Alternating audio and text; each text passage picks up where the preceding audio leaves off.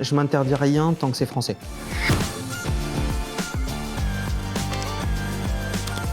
De Port Kevin, chef du restaurant Fario à Céret. Voilà, on en vient d'ouvrir un restaurant le 11 septembre dernier en 2024. C'était le meilleur restaurant de Céret que j'ai repris. C'était un vrai bistronomique où j'allais manger tout le temps avec ma famille dès que je redescendais. Et en fait, l'ancien propriétaire m'a clairement dit qu'il y avait possibilité peut-être d'acheter le lieu. Et du coup, de fil en aiguille, on a discuté et puis ça s'est fait comme ça. Fario, tout simplement parce que c'est la truite sauvage. En fait, je pêche depuis que j'ai à peu près 6 ans avec mon grand-père. Je suis mer, mais je suis beaucoup plus montagne. Et c'est vrai que c'est un plaisir de monter en altitude et de bivouaquer et de pêcher. C'est ma passion. Je m'interdis rien tant que c'est français. Je sors à peu près 2 fois par semaine pour faire mes cueillettes. Comme ça permet d'avoir des herbes fraîches, des herbes aussi qu'on trouve absolument pas dans le commerce. Et c'est toujours un peu intéressant.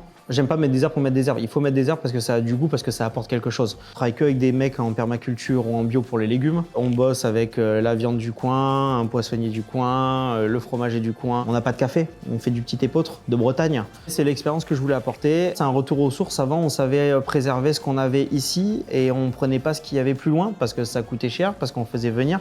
Nous, en termes de cuisinier, on a quand même une voie à faire passer. C'est toujours dans le partage et on essaie de faire les choses le mieux possible.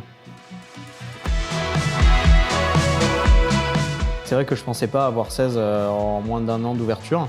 Et non, ça se passe très bien pour nous, on va pas se cacher. Et on n'est pas dans une grande ville, donc il y a des mois qui sont plus durs que d'autres. Voilà, ça va avec.